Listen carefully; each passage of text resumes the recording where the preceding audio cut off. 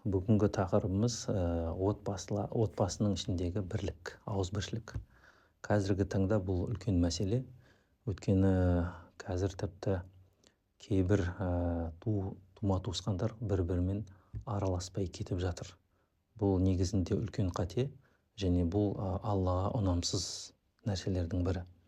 Жалпы ауызбіршіліктің берекеті өте мол. Өйткені Алла тағала жалпы өзін жақсы көретін, өзін жақсы танитын, өзіне құлшылық ғибадат ететін отбасыларды жақсы көреді. Соның ішінде енді ер адамның рөлі бөлек, жалпы ол отағасы болғасын бүкіл отбасына жауапты.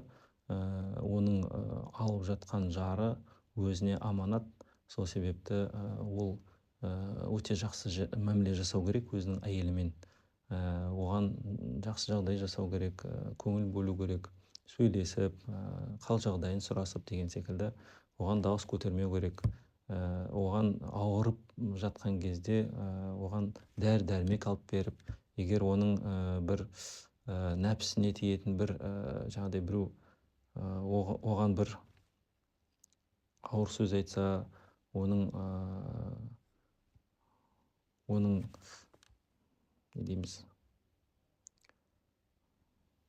оның құқығын қорғау керек, оның абыройын қорғау керек. Жалпы ауызбіршілік шариғатта көп жерде айтылады. Ауызбіршіліктің рөлі өте үлкен. Ауызбіршілікте берекет болады. Сол себепті әрбір отбасы бір-бірімен не істеу керек?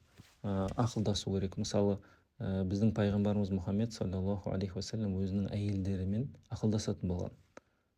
Біз де солай істеуіміз керек. Өйткені біз үшін ең үлкен ұлы тұлға, біз одан өнеге алатын тұлға, ол пайғамбарымыз Мұхаммед саллаллаху алейхи уассалам. Ол бізге барлық осы өмірдегі қажетті нәрселердің барлығын көрсетіп кеткен. Соның ішінде жаңағы біз айтып отырған отбасының ішіндегі ауызбіршілік. Шариғатымызда былай айтылады: сендердің араларыңда ең жақсыларың отбасыларыңа жақсы қарағандарың. Осы сөзге қарағанда, осы сөзді есепке алғанда, әрбір мұсылман адам не істеу керек? Өзінің отбасының ішіндегі мәмілені жақсартып, жалпы ауызбіршілікке шақырып, қандай да бір жағдай болса, оны бірге бір дастарханның басына жиналып, ақылдасып, шешімге келу керек негізінде.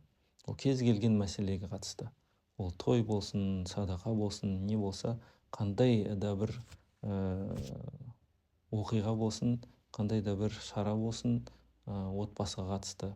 Оның барлығы бірігіп жасалу керек. Ешкімді бөліп жармау керек.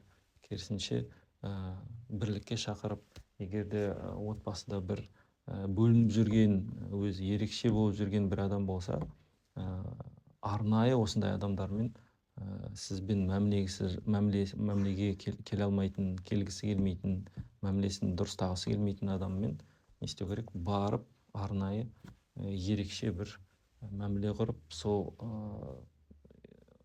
қарым-қатынасты нығайту керек. Өйткені шариғатымызда бұл нәрсе өте маңызды. Енді өзіңмен жақсы болған адаммен мәмілені жақсы ұстау, онымен жақсы болу ол оңай.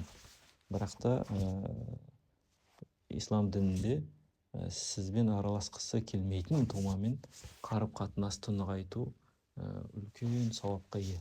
Сол себепті осы қысқа өмірімізде бір-біріміздің қадірімізді түсінейік. Осыны бағалап, бір-бірімізді шақырып, бір-бірімізді тартып, тума-туысқандарымыздың